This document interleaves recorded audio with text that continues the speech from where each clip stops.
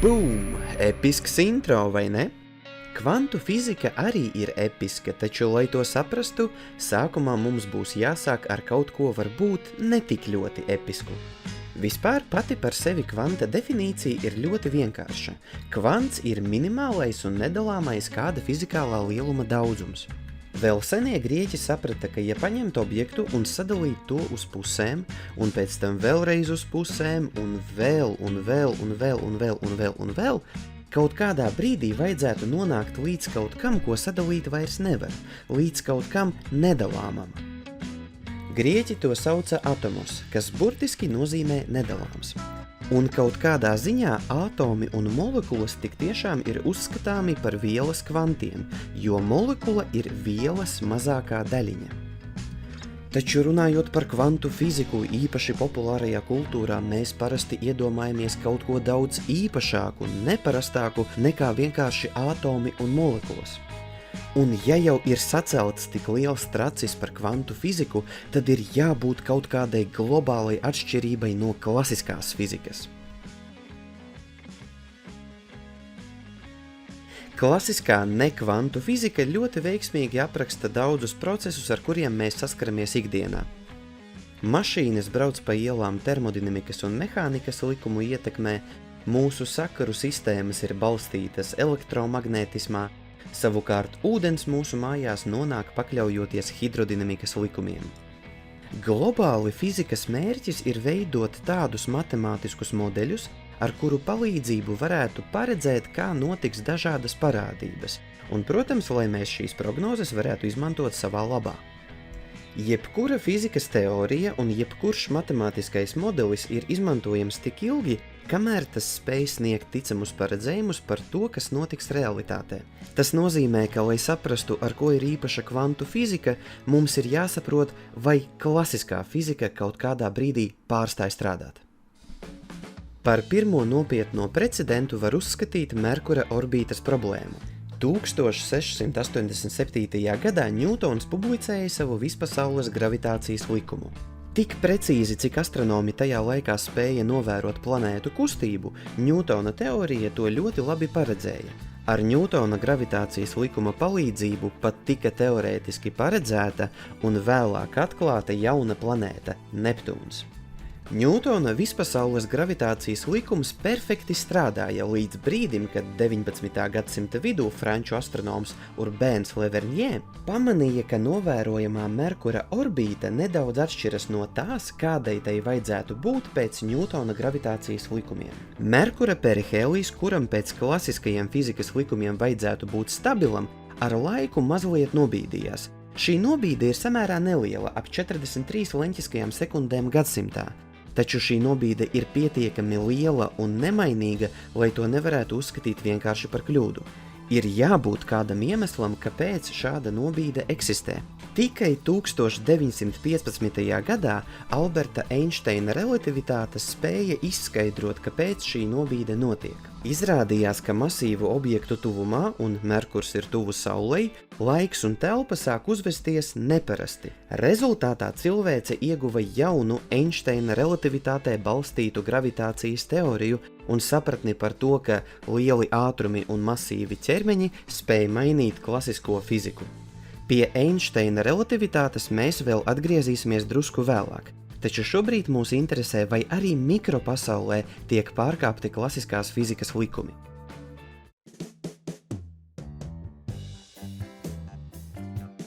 Visvieglāk pieejamā parādība no mikropasaules ir gaisma. Lai saprastu, vai tā kaut kādā brīdī strādā nepareizi, mēs sākumā mēģināsim saprast, kā tai būtu jāstrādā klasiskās fizikas ietvaros. Lielos mērogos gaisma izplatās staru veidā.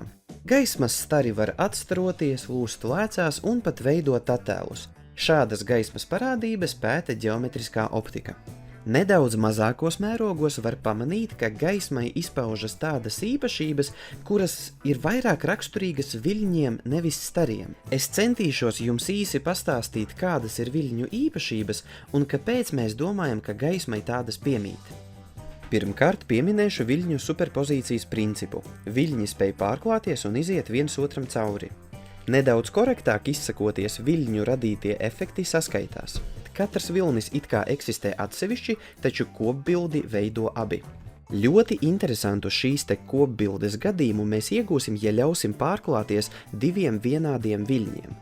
Šie viļņi, pārklājoties, izveido īpašu rakstu, kuru sauc par interferences ainu. Šajā interferences ainā pievērsiet īpašu uzmanību tam, ka ir zonas, kurās svārstības notiek intensīvi, un ir zonas, kurās svārstības gandrīz nenotiek. Vēl viena ļoti svarīga viļņu īpašība ir difrakcija. Pēc definīcijas difrakcija ir viļņu spēja apliekties ap šķēršļiem. Turklāt tas nevienmēr nozīmē, ka vilnis ies apkārt kaut kam, bet vilnis var iet arī caur kaut ko. Piemēram, šeit viļņi iziet caur jūras vārtiem, principā caur spraugu, un pievērsiet īpašu uzmanību tam, ka izejot caur spraugu, vilnis uzvedas tā, it kā šī viļņa avots atrastos pašā spraugā. Mēs jau zinām, ka divi saskaņoti viļņi izveido visai īpatnēju interferences ainu. Interferences ainu var panākt, izmantojot difrakciju dubultspraugā. Vilnis izejot caur spraugu uzvedas tā, it kā viļņa avots būtu spraugā. Sanāk, laižot vilni uz divām blakus esošām spraugām, mēs iegūsim divus saskaņotus viļņu avotus. Paspīdinot gaismu uz divām spraugām, mēs ieraugam divas spraugas. Diezgan sagaidāmi, vai ne? Taču izrādās, ka ja mēs paņemsim mazākas spraugas, rezultāts būs pavisam cits. Paspīdināsim lāzera gaismu caur mazu dubultspraugu. Divu līniju vietā uz ekrāna veidojas visai interesants raksts. Atceraties, pirms brīža es teicu, ka tad, kad vilnis iziet caur dubultspraugu, ir zonas, kur svārstības notiek intensīvi, un ir zonas, kur svārstības gandrīz nenotiek. Tad, lūk, izrādās, ka ja mēs iedomājamies gaismu kā vilni, tad intensīvāka gaisma ir tajās zonās, kur svārstības notiek, savukārt tajās zonās, kur svārstības nenotiek, mēs iegūstam tumšāku zonu. Vērīgs skatītājs varētu jautāt, kāpēc mēs nenovērojam kaut ko līdzīgu pirmajā eksperimentā ar lielāku dubultspraugu. Atbilde gluži vienkārša. Gaismas viļņi ir šausmīgi mazi, un tādos mērogos viļņu izraisītie efekti ir tik mazi, ka mēs tos nespējam pamanīt. Gaisma pēc savas dabas ir elektromagnētisks vilnis. Mūsu kontekstā galvenais gaismas viļņa raksturlielums ir tā garums. Tieši no viļņa garuma ir atkarīgs, kādas krāsas būs gaisma, un, starp citu, vai tā vispār būs gaisma. Jo izrādās, ka redzamā gaisma ir tikai neliela daļa no visa elektromagnētisko viļņu spektra. Tātad gaisma ir elektromagnētisks vilnis. Tur, kur vilnis svārstās vairāk, tur ir vairāk gaismas, tur, kur vilnis svārstās mazāk, tur atbilstoši mazāk gaismas. Jeb nedaudz tehniskāks formulējums, kas mums pavisam drīz būs ļoti nepieciešams, gaismas intensitāte ir atkarīga no elektromagnētiskā viļņa amplitūdas kvadratā. Viļņu optika ir ļoti stiprs instruments un lieki piebilst, ka pat ģeometriskās optikas parādības ir izskaidrojamas caur viļņu optiku. Nu ko, vai tagad mums beidzot ir pilns priekšstats par to, kā strādā gaisma, un mēs varēsim visu izskaidrot? Nē. Ar laiku zinātnieki pamanīja gaismai tādas īpašības, kuras vairs nevarēja izskaidrot pat ar viļņu optiku. Ļoti jocīgus paredzējumus deva mēģinājumi ar klasiskās fizikas palīdzību aprakstīt tā saucamo absolūti melnā ķermeņa starojumu.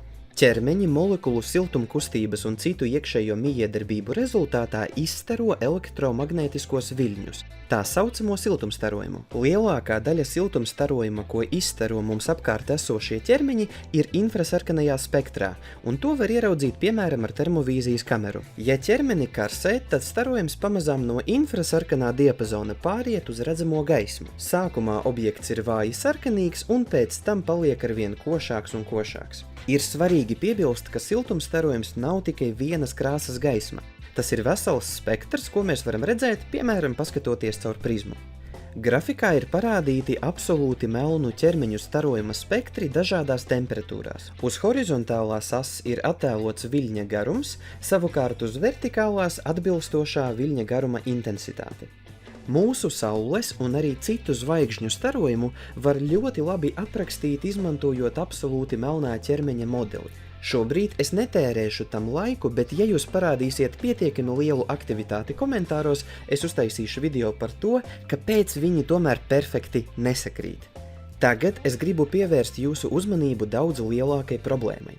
Šī līkne ir mēģinājums ar klasiskās fizikas palīdzību aprakstīt, kādam ir jābūt absolūti melnā ķermeņa starojumam. Ja šis ar klasisko fiziku veiktais paredzējums būtu kaut nedaudz tuvs patiesībai, mēs ar jums izskatītos, aptuveni šādi. Šī milzīgā teorijas un realitātes neatbilstība tika nosaukta par ultravioleto katastrofu, un 19. un 20. gadsimtu mijā vairāki zinātnieki centās to atrisināt. Atrisināt šo problēmu izdevās vācu fiziķim Maksam Plankam. Veidojot savus teorētiskos modeļus, Makss Planks sākotnēji vienkārši kā matemātisku triku nolēma pieņemt, ka enerģija tiek izstarota nevis kā nepārtraukts starojums, bet gan kā atsevišķas enerģijas porcijas. Visiem par lielu pārsteigumu šis triks nostrādāja. Turklāt ar laiku kļuva skaidrs, ka ja šis matemātiskais aparāts tik labi strādā un visu apraksta, varbūt tas nebija vienkārši matemātisks triks, varbūt Planks uzgāja jaunu fiziku. Tā arī radās ideja, ka gaismai eksistē mazākā un nedalāmā vienība – gaismas kvants. To, cik liela ir gaismas kvanta enerģija, nosaka atbilstošā elektromagnētiskā starojuma frekvence. Jo lielāka ir elektromagnētiskā starojuma frekvence, jo lielāka ir atbilstošā kvanta enerģija. Šī, draugi, ir ļoti svarīga mūsu stāsta daļa, un tāpēc es vēlreiz atļaušos atkārtot galvenās domas. Pirmkārt, Makss Planks atklāja, ka fizika pēkšņi sāk strādāt pareizi, ja mēs gaismu iedomājamies nevis kā elektromagnētisku vilni, bet gan kā atsevišķas enerģijas porcijas – kvantus. Lai gan sākotnēji tas bija domāts tikai kā matemātisks triks, tas lika aizdomāties, vai gadījumā aiz šī nestāv kāda jauna, neizpētīta fizika. Kvantam ir noteikta enerģija, kura ir atkarīga no atbilstošā elektromagnētiskā starojuma frekvences. Šo enerģiju var izrēķināt pēc formulas. Enerģija ir Planka konstante reiz atbilstošā elektromagnētiskā starojuma frekvence. Gaismas kvantiem ir savs nosaukums, tos sauc par fotoniem.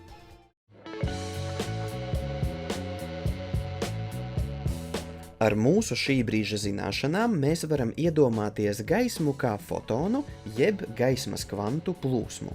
Gaismas kvantiem nav masas, vismaz ne klasiskajā izpratnē, jo gaisma taču neko nesver, vai ne? Klasiskās fizikas ietveros tas, ka fotoniem nav masas, nozīmē, ka fotoniem nevajadzētu būt arī impulsam, jo impulss ir masa reiz ātrums. Un ja viens no reizinātājiem ir 0, tad arī rezultāts ir 0. Taču, kā jau var nojaust pēc šī video stila, eksperimentos ir novērots, ka gaismai neliels impulss tomēr piemīt. Tas ir ļoti mazs, taču ar to pietiek, lai pavisam nedaudz pagrūstu ļoti vieglus objektus. To, ka gaismai piemīt impulss vēl tālajā 1899. gadā, novēroja zinātnieks Pjotrs Ļebeģevs. Labi, lai tā būtu, bet kā tomēr objekts, kas neko nesver, var kaut ko pagrūst? Lai atbildētu uz šo jautājumu, vajadzēs pievērsties Einsteina relativitātei. Ja tai pašai relativitātei, kura palīdzēja atrisināt Merkura orbītas problēmu. Bez visa iepriekš teiktā relativitāte pasaka, ka enerģija un masa principā ir viens un tas pats. Masa var tikt pārvērsta enerģijā un arī otrādi. To, cik daudz enerģijas satur masa, nosaka slavenā formula enerģija ir masa reiz gaismas ātrums kvadratā. Jāsaka gan, ka šī formula apraksta tikai nekustīgus objektus. Jo ātrāk objekts kustēsies, jo vairāk tam vajadzētu būt enerģijas. Uz ekrāna ir parādīts Einsteina formulas paplašināts izvedums, ar kura palīdzību var strādāt arī ar kustīgiem objektiem. Izveduma rezultāts ir redzams pašā apakšā. E kvadratā ir m kvadratā c ceturtajā plus p kvadratā c kvadratā. Paspēlēsimies ar šo formulu un paskatīsimies, kas sanāk situācijā, kad masa ir vienāda ar 0. Sanāk, ka enerģija kvadratā ir impulss kvadratā, gaismas ātrums kvadratā. Kvadrātus principā var noņemt.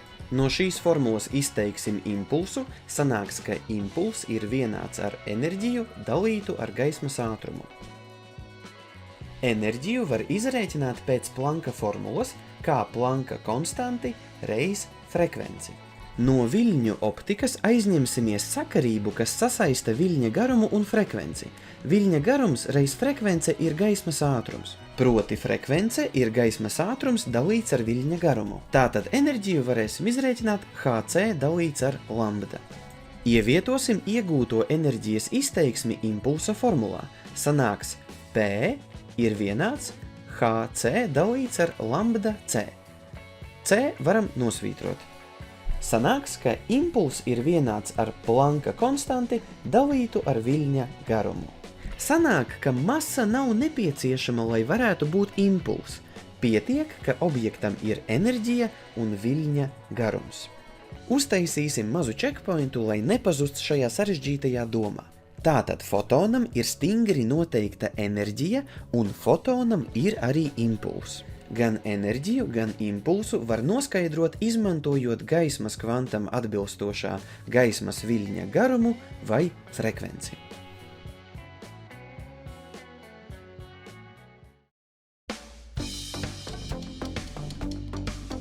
Paskatīsimies vēlreiz uz impulsa formulu. No šīs formulas mēs varam izteikt viļņa garumu, un tad sanāks, ka var izrēķināt viļņa garumu tādam objektam, kuram ir impulss. Sanāk, ka ja objektam ir impulss, tad tam atbilst arī kaut kāds viļņa garums. Paga, bet impulss taču var būt arī materiāliem objektiem, ne tikai gaismas daļiņām. Vai tas nozīmē, ka materiālām daļiņām var piekārtot kaut kādu viļņa garumu un tām vēl pie tam varbūt izpaudīsies kādas viļņu īpašības? Ļoti drosmīgs pieņēmums, bet tieši tādu jautājumu 1923. gadā izvirzīja franču fiziķis Louis de Broglie. Lai šādu pieņēmumu varētu pārbaudīt, ir nepieciešams kādai materiālai daļiņai novērot viļņu īpašības, kaut vai to pašu interferenci. Un tik tiešām 1927. gadā angļu fiziķim Džordžam Thomsonam un neatkarīgi no viņa amerikāņiem Clintonam Davisonam un Lestram Germeram izdevās novērot elektronu interferenci. Nedaudz vēlāk, 1948. gadā, viļņu īpašības tika novērotas arī neitroniem. Stingri runājot, gan jāpiemin, ka šajos piemēros difrakcija tika novērota nevis dubultspraugā, bet dažādu vielu kristālos. Klasiskais dubultspraugas eksperiments arī tika veikts, taču vēsturiski tas notika drusku vēlāk. Tātad materiālas daļiņas, ja gribat bumbiņas, kaut kādā veidā izlidojot caur dubultspraugu, izkārtojas atbilstoši viļņu interferences likumam. Atslēgas vārds daļiņas izkārtojas atbilstoši interferences likumam. Varbūt, ka pašas daļiņas nemaz nav viļņi, bet šie viļņi kaut kādā veidā nosaka, kur tā daļiņa atradīsies.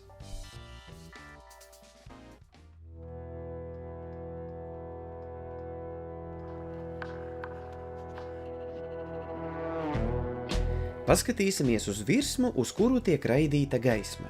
Mēs domāsim par gaismu divos veidos, kā par daļiņu plūsmu vai kā par elektromagnētisko vilni. No kā būtu atkarīga gaismas intensitāte kādā šīs plaknes punktā? Principā tas ir atkarīgs no tā, kādā veidā mēs par gaismu domājam. Ja domājam par gaismu kā par fotonu plūsmu, tad apgaismojuma intensitāte būs proporcionāla fotonu skaitam, kas trāpa noteiktam virsmas apgabalam. Jo vairāk fotonu nonāk kaut kādā virsmas apgabalā, jo intensīvāka tur ir gaisma. Ja mēs domājam par gaismu kā par vilni, tad no viļņu optikas mēs jau zinām, ka apgaismojuma intensitāte ir proporcionāla amplitūdei kvadratā. Proti, tur, kur būs lielāks gaismas viļņa amplitūdas kvadrāts, tur būs arī intensīvāks apgaismojums. Savienojot šīs abas idejas kopā, var teikt, ka jo lielāks būs gaismas viļņa amplitūdas kvadrāts kaut kādā vietā, jo vairāk daļiņu trāpīs šajā plaknes apgabalā. Noformulēsim mūsu novērojumus. Visu daļiņu skaitu, kas trāpa pa plāksni, apzīmēsim ar n. Savukārt ar delta n apzīmēsim tieši tās daļiņas, kuras trāpa noteiktam plāksnes apgabalam. Mums ir visu daļiņu skaits n, mums ir daļiņu skaits, kas trāpa pa plāksni delta n. Tas nozīmē, ka delta n dalīts ar n būs tas, cik liela daļa no visām daļiņām, kas trāpa pa plāksni, trāpa tieši tajā virsmas apgabalā. Mēs jau zinām, ka apgaismojuma intensitāte ir atkarīga no tā, cik daļiņas, cik fotoni trāpīs noteiktam virsmas apgabalam. Mēs arī zinām, ka tas, cik daudz daļiņas trāpīs noteiktam virsmas apgabalam, ir atkarīgs no elektromagnētiskā viļņa amplitūdas kvadratā. Tad mēs to tā arī pierakstīsim. Delta n dalīts ar n ir proporcionāls amplitūdei kvadratā kaut kādā plaknes punktā ar koordinātām x, y. Paskatīsimies uz šo sakarību šādi. Delta n tas ir tas daļiņu skaits, kas trāpa noteiktā virsmas apgabalā, un n tas ir visu trāpījumu skaits pa visu plāksni. Lai nedaudz vairāk raisītu jūsu domas, es varētu vēl nosaukt delta n par labvēlīgiem gadījumiem, savukārt n par visiem gadījumiem. Un ja mēs dalam labvēlīgos gadījumus ar visiem gadījumiem, tad mēs iegūstam pareizi klasisko varbūtību. Mūsu gadījumā delta n dalīts ar n, tā ir varbūtība, ka daļiņa, fotons, trāpīs kaut kādam virsmas apgabalam. Tas, ko mēs esam pierakstījuši, principā nozīmē, ka varbūtība fotonam trāpīt kaut kādā virsmas apgabalā ir proporcionāla atbilstošā viļņa amplitūdas kvadrātam šajā virsmas punktā, mūsu gadījumā ar koordinātām x, y.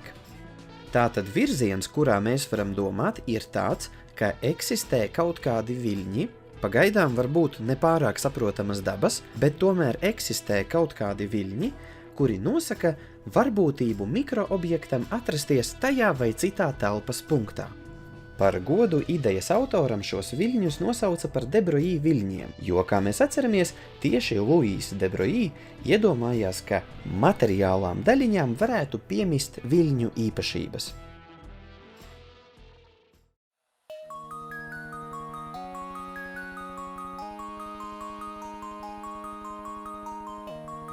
Tos neparastos viļņus, kuri noteica varbūtību atrast mikroobjektu kaut kādā telpas punktā, mēs aprakstam, izmantojot tā saucamo viļņa funkciju. Viļņa funkciju apzīmē ar lielo grieķu psi burtu. Vispārīgā gadījumā viļņa funkcija ir atkarīga no 3 telpas koordinātām un no laika. Pašai par sevi viļņa funkcijai fizikālas jēgas īsti nav. Taču mēs jau zinām, ka varbūtība atrast mikroobjektu kaut kādā telpas punktā ir atkarīga no viļņa amplitūdas kvadratā. Pēc ļoti līdzīga principa, kāpinot kvadratā viļņa funkcijas moduli kaut kādā telpas punktā, kaut kādā laika momentā, mēs varam iegūt priekšstatu par varbūtību atrast mikroobjektu šajā telpas punktā, šajā laika momentā. Tad, kad mēs sakām, ka mēs varam noteikt varbūtību, ar kādu daļiņa atradīsies tur un tur, tas automātiski nozīmē, ka mēs nevarēsim precīzi paredzēt, kur tieši tā daļiņa atradīsies. Tikai un vienīgi varbūtību atrasties noteiktā telpas punktā, noteiktā laika momentā. Labi, tātad ar viļņa funkcijas palīdzību mēs varam paredzēt, kāda ir varbūtība, kādā telpas apgabalā atrast mikroobjektu. Dubultspraugas eksperimenta gadījumā viļņa funkcijas izskats ir diezgan saprotams, šobrīd tas ir redzams uz ekrāna. Bet kā izskatīsies viļņa funkcija sarežģītākiem objektiem, piemēram, atomiem vai elektroniem? Šo problēmu izdevās atrisināt austriešu fiziķim Ervīnam Šrēdingeram. Šrēdingers ieguva vienādojumu, kuru risinot var iegūt viļņa funkciju dažādiem mikroobjektiem atkarībā no apstākļiem, kādos šie mikroobjekti atrodas. Piemēram, aptuveni šādi izskatās nātrija ātoma vizualizācija, kura iegūta risinot Šrēdingera vienādojumu. Attēlā redzamie bumbierveida bumbulīši un sfēras ir apgabali, kur ar vislielāko varbūtību atrodas noteikto orbitāļu elektroni. risināt Šrēdingera vienādojumu ir ļoti sarežģīti. Mums būtu vajadzīga atsevišķa lekcija, lai tiktu līdz vienkāršākajam gadījumam, ko mēs varam ar Šrēdingera vienādojumu atrisināt. Un cik labi, ka mums tāda ir. Ja tu gribi uzzināt vairāk par Šrēdingera vienādojumu, kādus parametrus tas satur un kā to risināt, skaties Ģirta Zāģera lekciju par Šrēdingera vienādojumu jauno fiziķu skolas YouTube kanālā. H svītriņu apzīmē vienkārši H dalīts 2pi. Elektrons jūt neko citu, kā atomu kodolu, kas viņu pievelk. Tas ir tas, ko jums varbūt ķīmijā saka, ka tur ir elektronu mākoņi.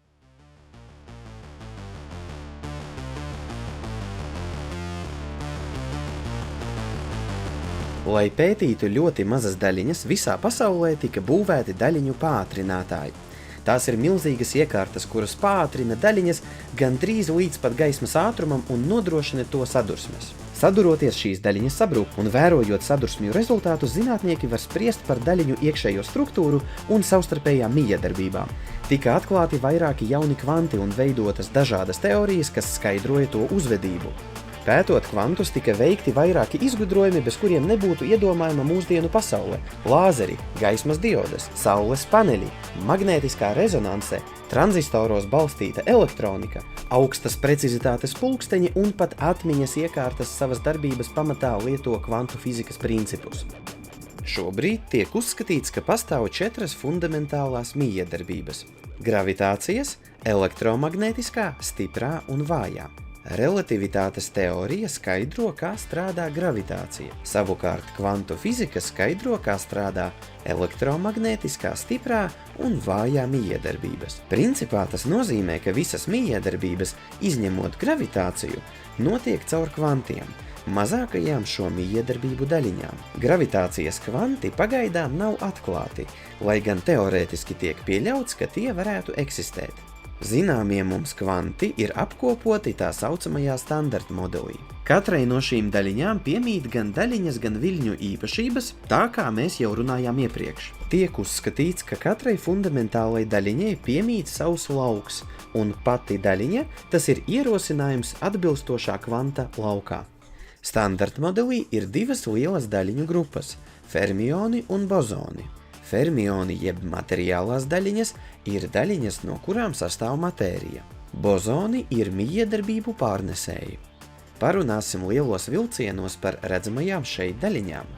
Protoni un neitroni sastāv no kvarkiem, specifiski U un D kvarkiem. Kvarki, ko redzat 2. un 3. stabiņā, ir U un D kvarku smagākas versijas, bet tās ir ļoti nestabilas un parādās tikai uz īsiem laika sprīžiem procesos ar ļoti augstu enerģiju. Kvarkus kopā satur gluoni. Tie ir bozoni, kas nodrošina stipro mijiedarbību. Satur kvarkus protonos un neitronos un satur protonus un neitronus atoma kodolā.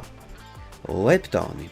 Leptoni arī ir pieskaitāmi pie materiālām daļiņām, bet atšķirībā no kvarkiem tie nepiedalās stiprajā mijiedarbībā. Elektrons ir labi pazīstama daļiņa no skolas fizikas kursa. Mions un tau leptons, lai mani piedod visi kolēģi fiziķi, arī ir elektrona smagākas un nestabilākas versijas. Protams, katra ar savām interesantām izpausmēm. Neitrīno ir ļoti viegla daļiņa bez lādiņa. Tā praktiski neiedarbojas ar vielu. Šī iemesla dēļ neitrīno ir visai grūti detektēt un pētīt, taču neitrīno var iziet cauri tādiem šķēršļiem, cauri kādiem netiek nekādas citas daļiņas. Piemēram, neitrīno, kas rodas procesos Saules kodolā, var izkļūt ārpus Saules un pat nonākt līdz Zemes virsmai. Fotons mums jau ir pazīstams, bet bez tā, ka fotons ir gaismas kvants, tas ir arī elektromagnētiskās mijiedarbības pārnesējs. W un Z bozoni ir vājās mijiedarbības pārnesēji. Vājās mijiedarbības vispopulārākā izpausme ir atomu kodolu beta sabrukšana. Ja jums ir vēlme dziļāk izprast vājo mijiedarbību, tad iesaku noskatīties video no Fermilab.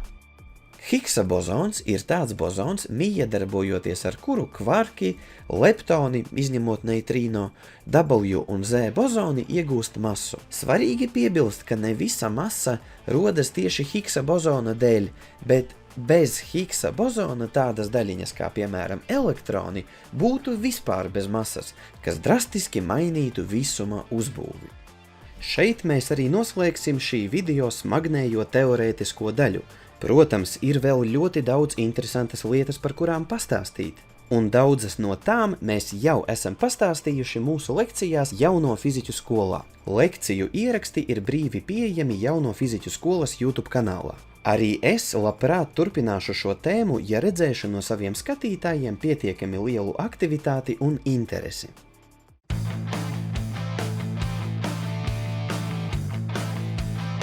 Nākamajā epizodē, kura jau drīz tiks publicēta Hausa laboratorijā, mēs ar jums dosimies uz Ženēvu. Šeit atrodas lielais hadronu pātrinātājs. Uz lielā hadronu pātrinātāja strādā cilvēki no daudzām valstīm. Šeit strādā arī zinātnieku grupa no Latvijas.